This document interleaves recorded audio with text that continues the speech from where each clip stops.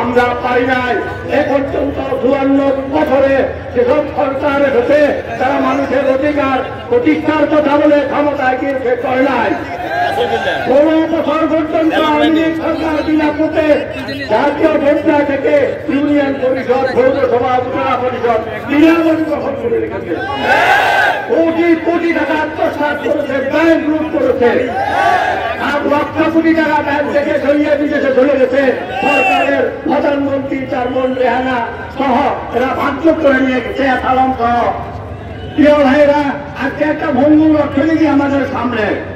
আজকে পুলিশ প্রশাসন গোপালগঞ্জ থেকে সেখানে আমি এনাদেরকে পুলিশে চাকরি দেওয়া হয়েছে, তারা নষ্ট হয়ে গেছে, তারা পালিয়ে গেছে, তারা এখন কোনো কাজ করতেছে না। প্রশাসন, সিভিল প্রশাসন বিপর্যস্ত, আইন বিভাগ বিপর্যস্ত। এই অবস্থায় আমাদের এই জাতিকে গঠন করার জন্য, জাতিকে আমরা আগামী দিনে সুন্দর সংবিধান, সুন্দর নির্বাচন উপহার দেওয়ার জন্য এই মানুষকে আমাদের সকলকে ঐক্যবদ্ধভাবে কাজ করতে হবে। মনে রাখতে হবে, আমরা আগামী দিনে 300 এমপি বানাবো, তারা আবার ক্ষমতা দিয়ে চুরি ডাকাতি করবেন, তারা আবার বিনা ভোটা বিনা ট্যাক্সে বিদেশ থেকে গাড়ি আমদানি করে বাজারে বিক্রি করে দেবেন। এই জন্য এই দ্বিতীয় স্বাধীনতা না।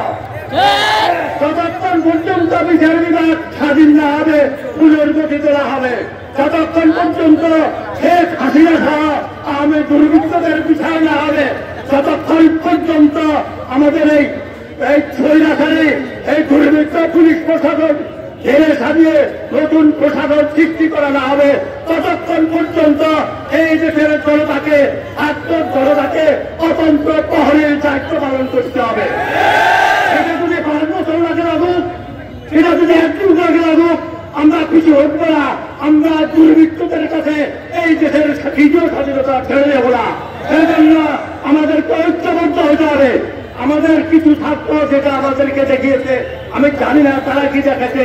সেদিন 12টার দিকে পর্যন্ত বুক ছিল কি হবে, এসব নিজের ছাত্র কি আর্মির গুলিতে মারা যাবে, তারা কি শেষ হয়ে যাবে, শেখ হাসিনা কি 100 বছরের জন্য টিকে গেল কিনা, আল্লাহ রহমত 12টার পর থেকে তা দেখলে আমাদের বিশ্বাস করতে পারে না।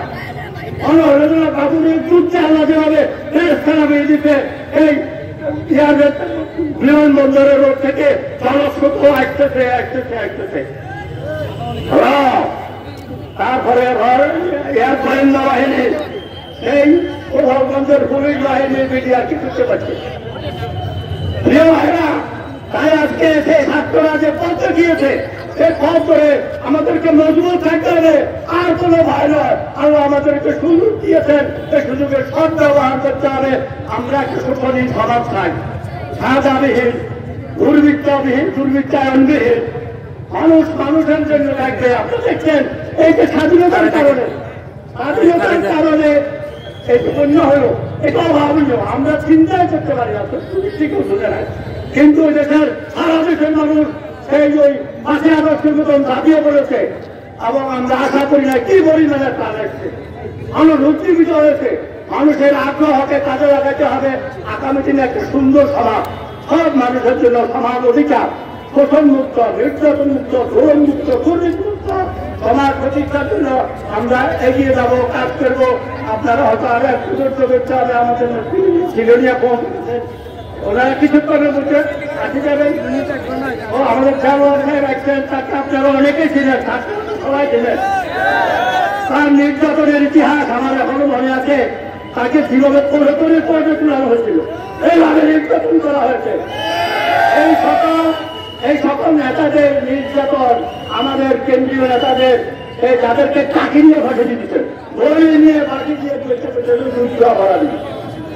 ভাইয়েরা, আজকে তাদের এই ত্যাগের বিনিয়োগ আমরা দ্বিতীয় সংসদ অর্জন করছি। আল্লাহ আমাদের পাশে থাকবেন এই প্রার্থনা করি, আপনারা কোথায় থাকবেন এই প্রার্থনা করি। আসসালামু আলাইকুম।